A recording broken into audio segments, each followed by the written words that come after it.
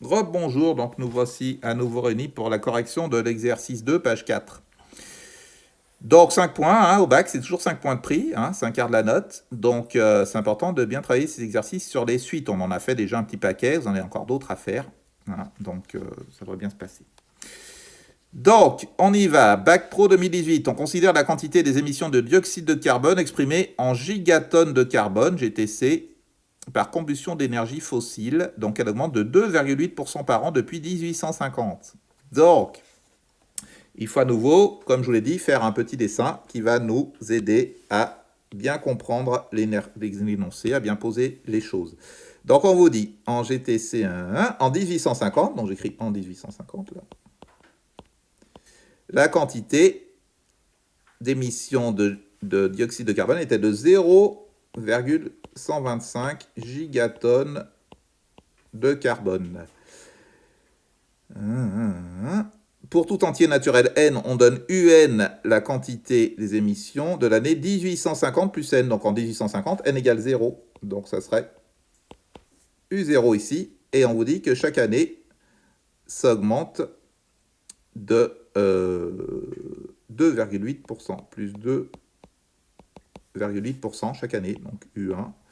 Ensuite, plus 2,8%, ça va être U2, etc., etc. On a une augmentation en pourcentage, donc on va faire une multiplication. C'est la suite, donc elle est géométrique. Vous aurez 9,9 fois sur 10, une suite géométrique, de toute façon, bac, je vous l'ai déjà dit.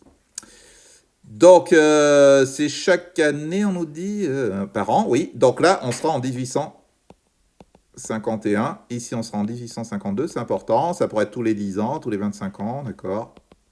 Donc, c'est important, dans votre petit dessin, là, de noter les années. Alors, donner la valeur de 0, bah, c'est déjà fait, vous voyez, on a écrit U0 égale 0,125. Pas d'unité, puisque c'est 0, c'est mathématique. Justifier que U1 égale 0,1285. Donc ça, c'est intéressant, on vous donne U1, ce qui va permettre de déterminer la raison, etc. etc. Donc, qu'est-ce qu'on va dire dans cette question 1, on va dire U0 égale 0,125. Et pour calculer U1, je vais dire que augmenter un nombre de 2,8% revient à le multiplier par 1 plus 2,8 sur 100. Rappelez-vous de cette formule de coefficient multiplicateur. 1 plus P sur 100, P c'est pourcentage, ou 1 moins P sur 100 si on fait une réduction, on verra dans l'exercice suivant. Donc 1 plus 2,8 sur 100, ça fait 1,028. Donc je vais multiplier à chaque fois par 1,028 par 1,028, etc., etc. Donc, je justifie comment que U1 égale 0,1285. Bah, U1, c'est donc U0. Une fois que j'ai dit ça, bien sûr, je dis ça avant, que augmenter de 2,8%, ça revient multiplié par 1 plus 2,8 sur 100, donc par 1,028. Et donc, je dis U0, U1, c'est U0 fois 1,028. Je remplace, donc je descends un petit peu. Voilà, pour avoir de la place. Donc ça me fait U1 égale 0,125 fois 1,028. Et miracle des mathématiques, je trouve exactement ce qu'on me donne, c'est-à-dire 0,1285. Donc j'ai bien démontré que U1 c'est 0,1285. Du coup, la question 2 coule de source. Excusez-moi. Petit problème de ordinateur. Voilà. Donner la nature et la raison de la suite UN.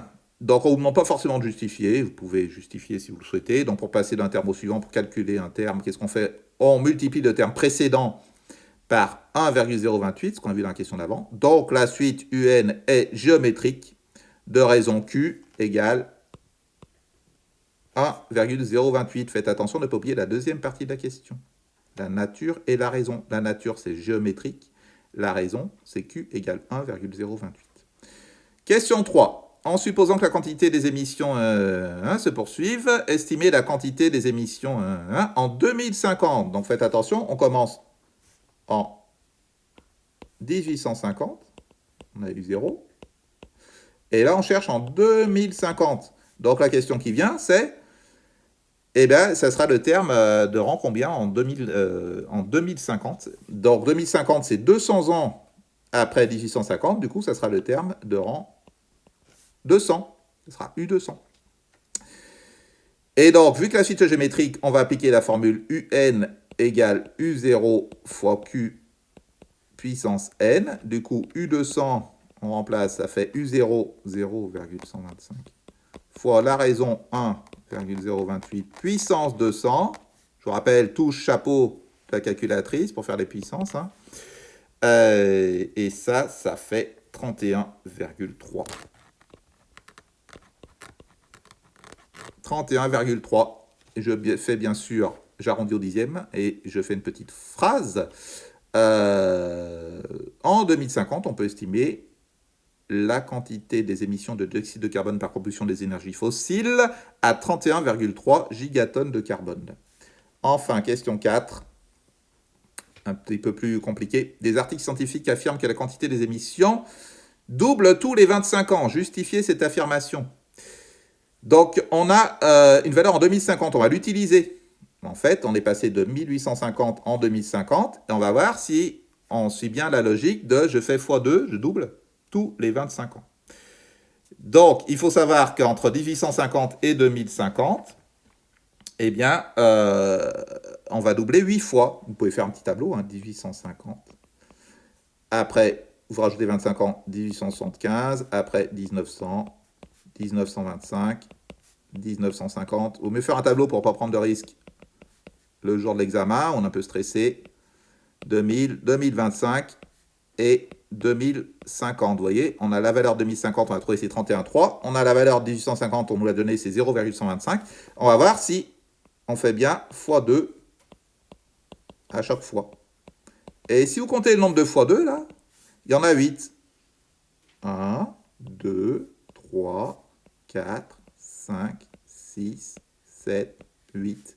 Donc, qu'est-ce qu'on va faire pour passer directement de là à là? On va faire x2 puissance 8. D'accord? x2, x2, x2, x2, 8 fois. Donc, je vais reprendre un petit peu de place. Voilà. Et donc, on va essayer de voir. Ici, on a 31,3. Ici, on a 0,125. Est-ce que, du coup, on a bien multiplié par 2 8 fois le 0,125 pour trouver le 31,3. Donc, on fait, vous expliquez hein, que pour passer de 1850 à 2050, il faut donc doubler à 8 reprises. Donc, il faut faire x2 puissance 8. Donc, vous allez poser le calcul. 0,125 fois 2 puissance 8. Vous pouvez écrire, sinon, si vous avez du mal, vous écrivez x2, x2, x2, x2, 8 fois. Et un coup de calculatrice plus tard, ça nous donne 32.